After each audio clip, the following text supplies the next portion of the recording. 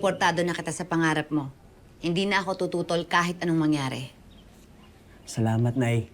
At dahil dyan, pagbubutihan ko pa. At mag-iipon tayo ng maraming championship belt. Galing naman ng apo ko.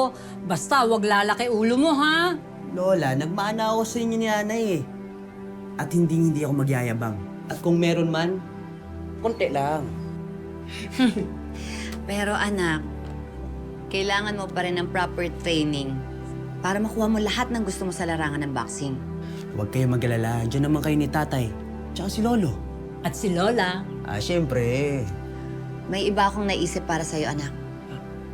Ano po yun? Sa tingin ko kasi, anak, panahon na para magpalit ka ng management. Umalis ka na kay Sir Alex Guerrero. Nay, bakit po? Nay, okay naman po si Sir Alex eh. Niaalagaan naman po ako ng tama, tsaka siya rin po yung dahilan kung bakit ako nandito ngayon. Pero anak, marami pang mas magaling, masikat na boxing promoters. Basta alagwa yung karir mo. Pero Nay, sino nga hawak sa mga laban ko? Sino magiging promoter ko? Si Kaloy. Lumipat ka kaya sa Olivares Management?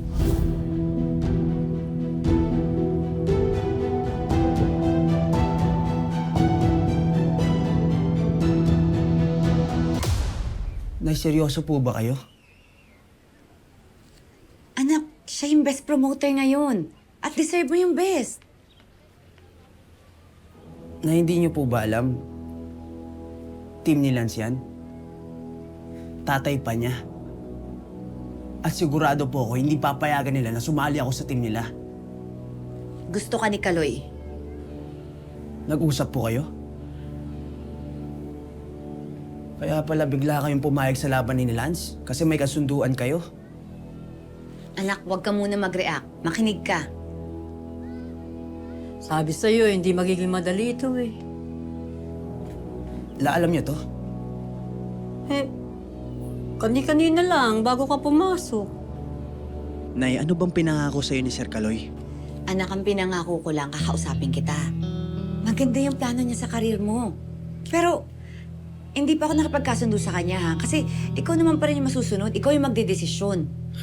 Ang akin lang, anak, pakinggan mo muna yung offer niya. Pero Nay, pag lumipat ako kay Sir Kaloy, paano si Tatay?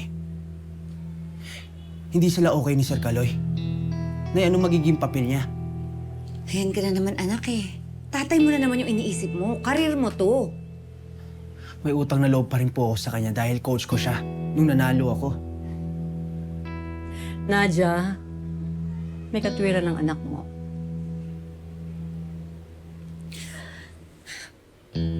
Pero mapag-uusapan naman yung mga concern mo, anak. Kaya nga kayo magmi-meeting. Basta pakinggan mo lang yung sasabihin ni Kaloy. Buksan mo yung isip mo sa offer niya.